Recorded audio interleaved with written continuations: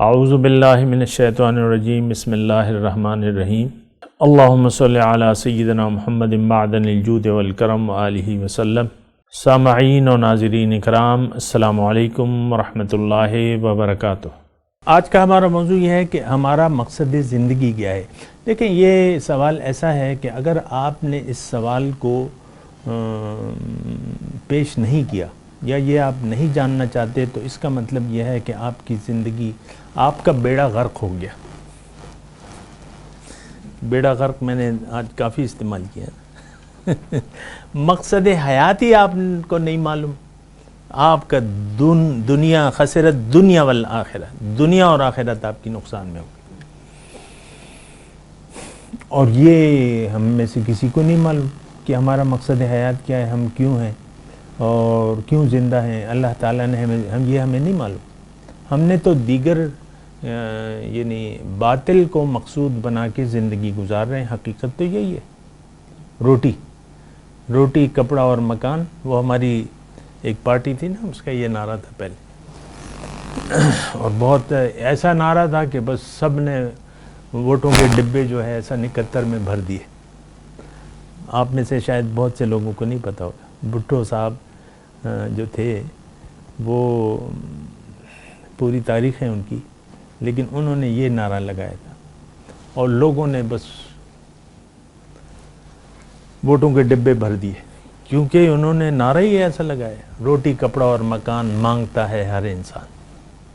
سنا ہے کبھی؟ ہاں۔ تو یہ دیکھیں، یہ مقصود نہیں ہے۔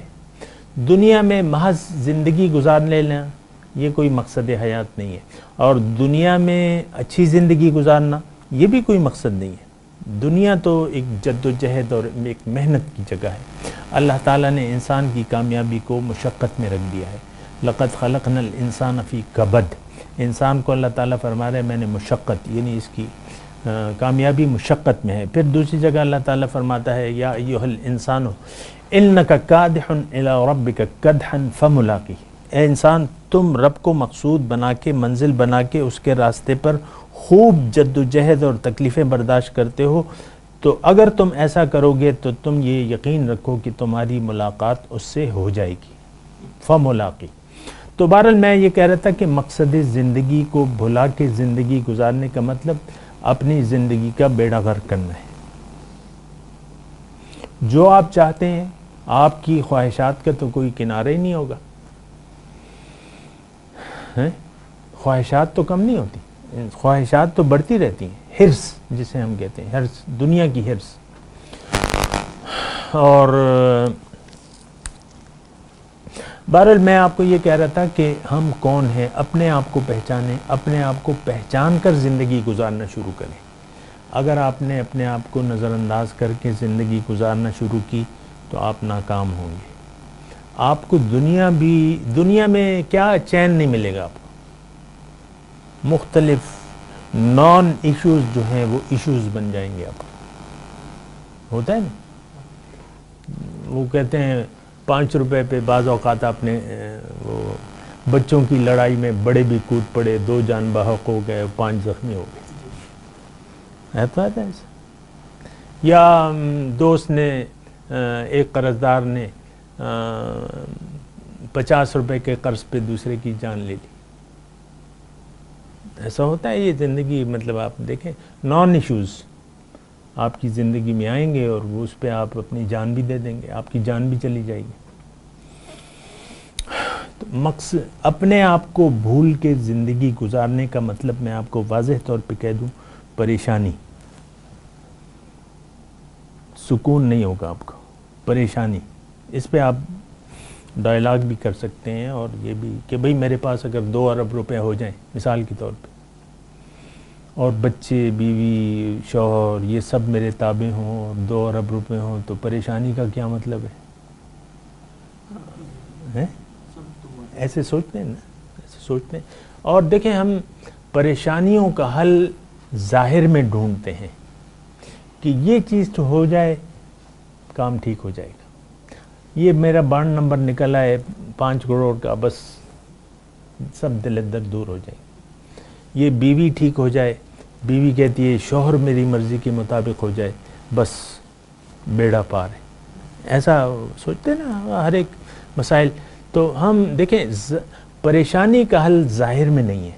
ایک بات نوٹ کر لیں, پریشانی کا حل اللہ کی یاد میں ہے. یہ اصل پریشانی ہوتی ہے روح کی, روح بے چین ہوتی ہے.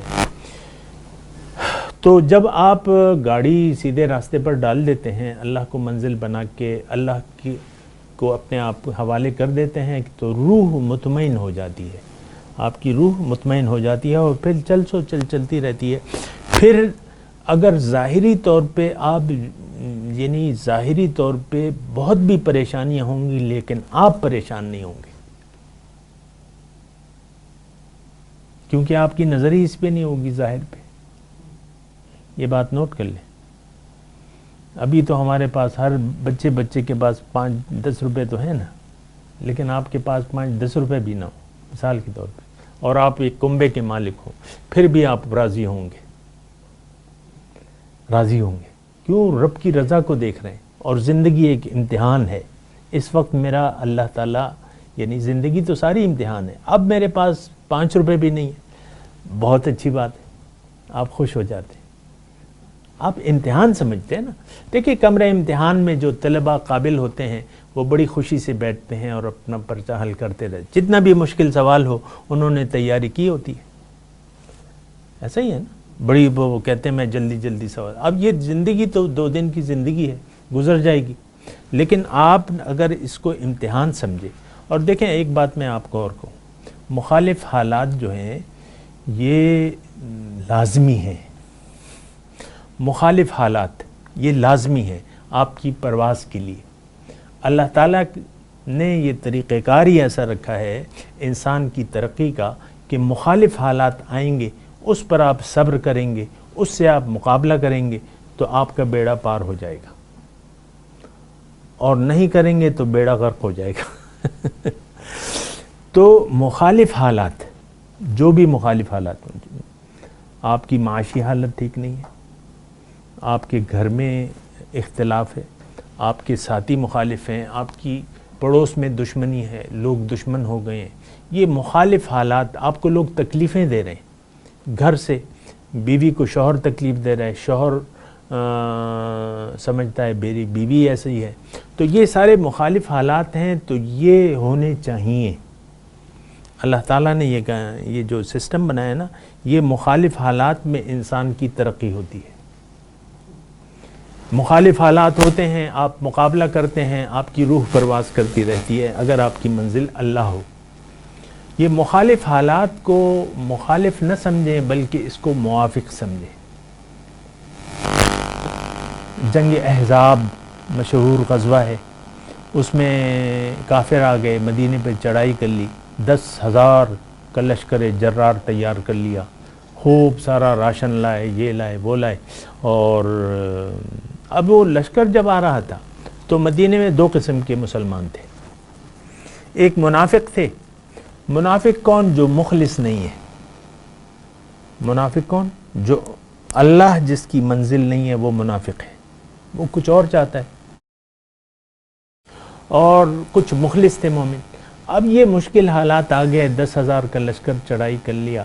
اب یہ کیا ان کو فنا کرنے کے لیے آ رہے تھے, 10,000 کا لشکر. شاید بدر میں بھی اسی مقصد سے آئے, اور وہ ناچنے گانے والیاں بھی لائے تھے, یہ وہ 10,000. تو اب وہ جو منافق لوگ تھے وہ پریشان ہو گئے اور انہوں نے کہا کہ یار یہ تو بیڑا غرق ہو گیا ہمارا. ما وعدنا اللہ ورسولہ الا غرورا, اللہ اور اس کے رسول نے جو وعدے کیے تھے وہ تو دھوکہ تھے. دیکھو کیا ہوا, دیکھ لیا. لیکن جو مخلص تھے اور جو حقیقت کو سمجھتے تھے ان کے چہروں پہ بشاشت آ گئی, خوش ہو گئے. کیا کہنے لگے؟ ھذا ما وعدنا اللہ ورسولہ وصدق اللہ ورسولہ, یہ اللہ تعالیٰ کا جو وعدہ تھا اب وہ پورا ہو گیا, اور اللہ تعالیٰ اور اس کے رسول نے ہم سے سچ کہا تھا کہ میں تمہیں آزماؤں گا. بہرحال مضمون جاری ہے. وآخر دعوانا ان الحمدللہ رب العالمین. مولایا صلی وسلم دائما ابدا على حبيبك خير الخلق كلهم